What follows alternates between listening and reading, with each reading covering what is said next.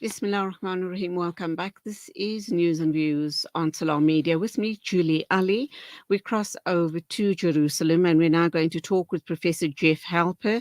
He is the director of the Israeli Committee Against House Demolitions. And he's been on the show several times. Always a pleasure talking to him. Once again, welcome to you, Professor Thank you. Jeff Halper. And you have the right name. Surname Halper.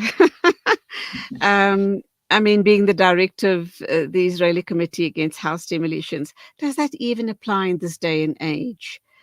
Against house demolitions, knowing that Gaza and other parts of Palestine has been blown to smithereens? What houses are there left to talk That's about? That's right. Well, we got into the issue. ICAHD, the Israeli Committee Against House Demolitions, has been in existence since 1997. And we started out, fighting the resistance of Israeli demolition of Palestinian homes in the occupied territory. But we quickly found out that, house demolitions, in fact, the demolition of entire villages and towns and urban areas, was a key feature of the Nakba itself in 1948. And now we see in Gaza, of course, and beyond Gaza, into Lebanon, that house demolitions is the epitome of ethnic cleansing. In other words, the whole point of Zionism, the whole point of the Israeli settler colonial project, which is nearing an end, is to clear the land, take the land, displace the Palestinians, and then make the country Israel, replace an Arab country with a Jewish country. And so the demolitions are no longer of individual homes. I mean, you still have a lot of that, individual homes, especially in Area C of the West Bank, being destroyed because Israel wants to take that land, of course, for settlement.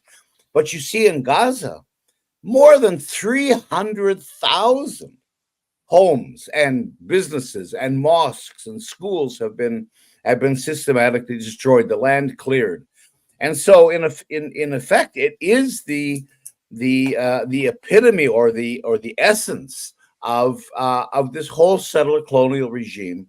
And the fact that now we're in a surge of demolitions, not only of homes, but of entire regions, I think shows that Israel's in a process of mopping up, because it's in anticipation of returning soon, with Biden's help or Harris's help or Trump's help, to the normalization process with Saudi Arabia and with the international community. And Israel is trying to prepare the land for the final imposition of its apartheid regime, getting as many Palestinians out as possible or confined to little areas. So when normalization happens, this apartheid regime of Israel, this genocidal regime of Israel, receives international recognition and acceptance. So that's where this massive demolitions of homes and other kinds of structures has taken place. So there has been an absolute systematic approach to this genocide, has there not, by what you're saying? And the end goal for Zionism is to occupy as much Arab land as they possibly can.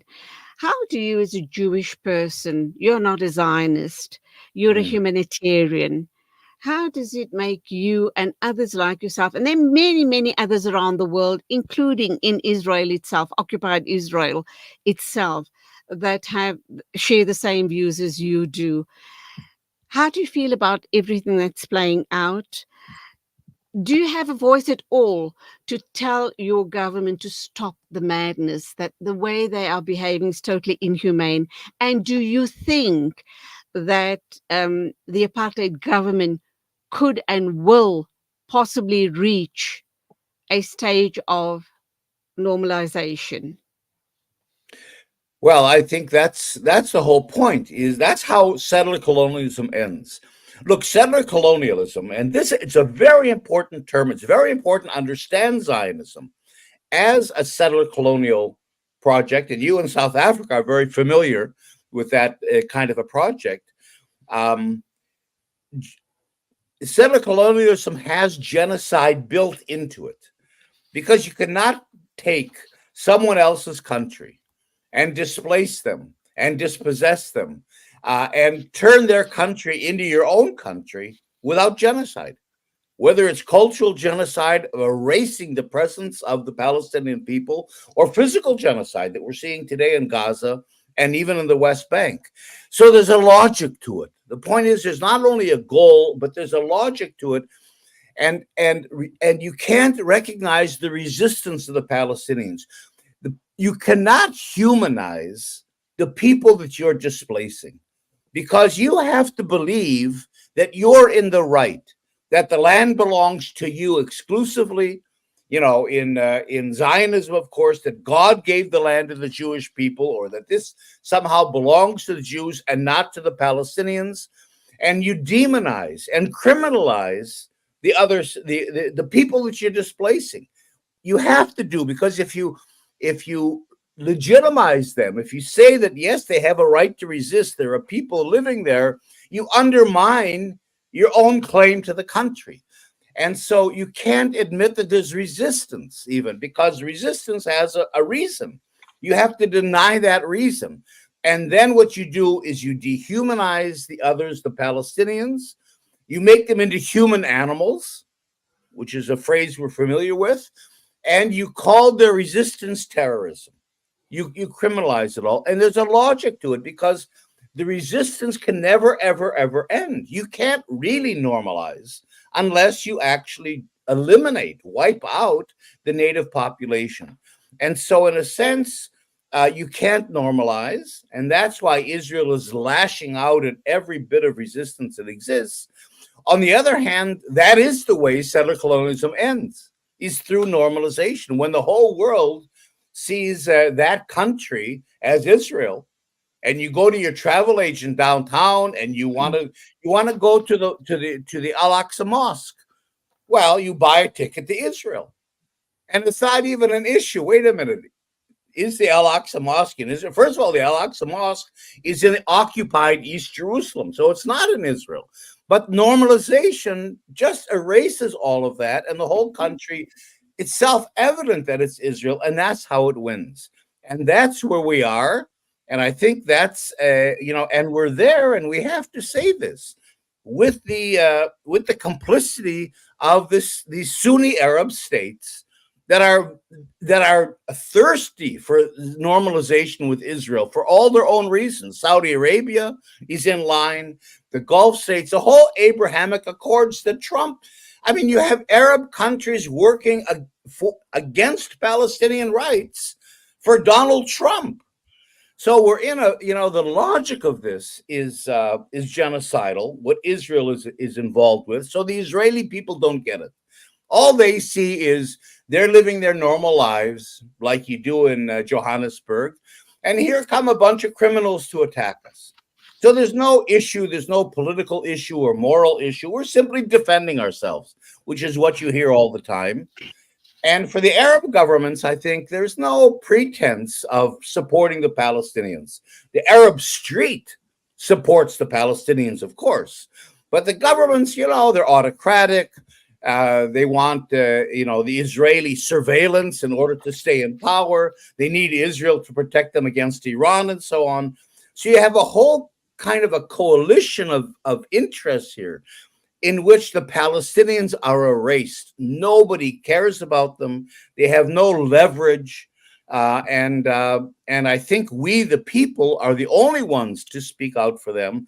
But we're not very strong vis-a-vis our governments that have their militaries, that have their power, that are the decision makers. And that's the disadvantage that all of us that are for Palestinian rights are facing. Genocide has become normalized in the United States, in Europe, in some of the Arab world, and that's something very hard to fight. It's sickening, it's disheartening, it's unbelievable to you and I, but that's how the world operates. And I think in my previous discussion with you a couple of weeks or possibly months ago, Hmm. when I raised a similar question, um, the word you use there, the operative word was it's transactional. It's That's about right. how you Exactly. transact with each other. Everybody taking care of their own pots of gold, is it That's not? That's right. exactly what it is.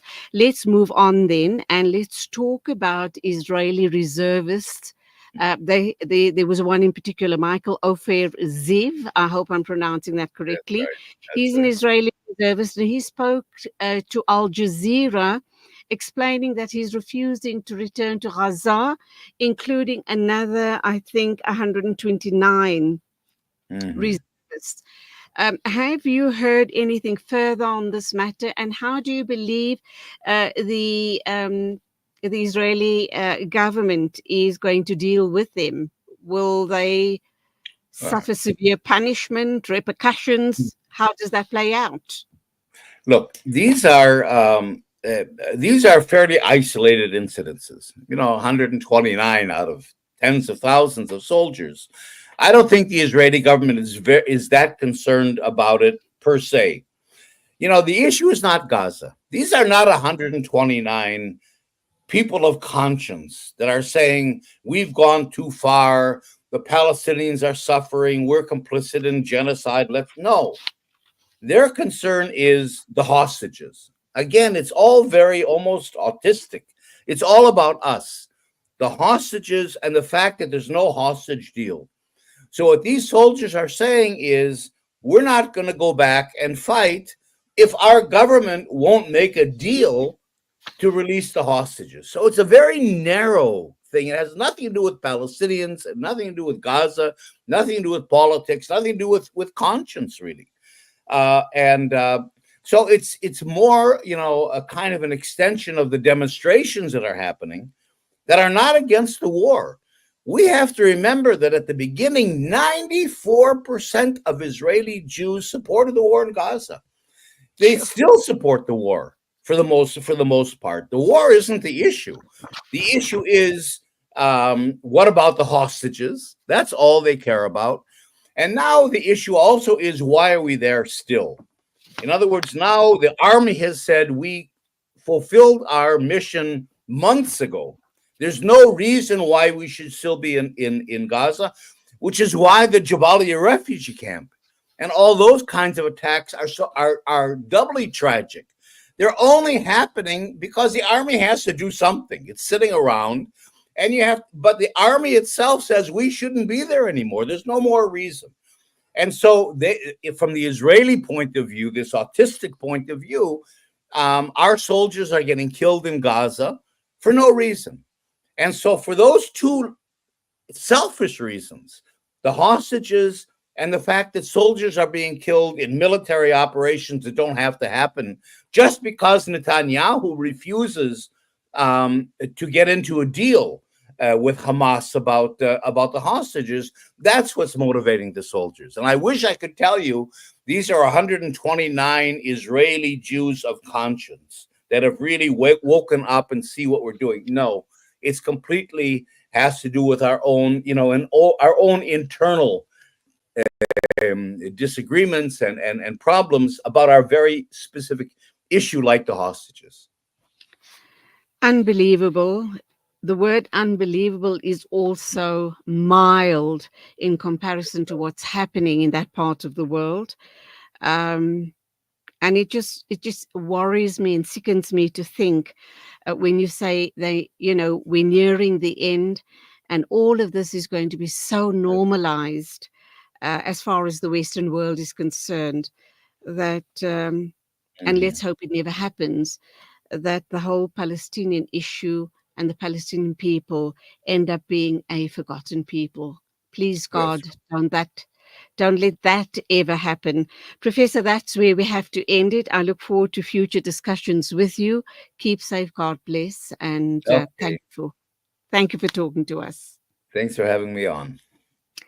It is exactly 9:32. News and Views moving along. And next we are going to talk with, I'm not quite sure. I've got my papers all muddled up here on my desk.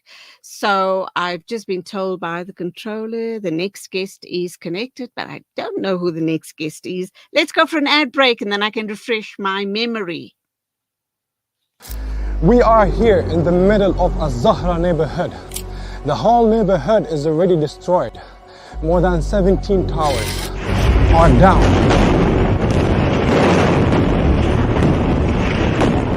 Here, as you can see, the firefighters trying their best to help. The people are still under the rubble. A lot of the people. Join Hamza on his exclusive South African tour as he shares his personal experiences, never-before-seen footage, and powerful insights on the ongoing genocide in Gaza. This is more than just a talk. It's an invitation to witness Gaza through the lens of Hamza Sha'alan. Don't miss this opportunity to meet the photojournalist who brought Gaza's pain and perseverance to the world in its darkest moments. Follow Salam Media on social media pages for more on this tour and be part of the conversation.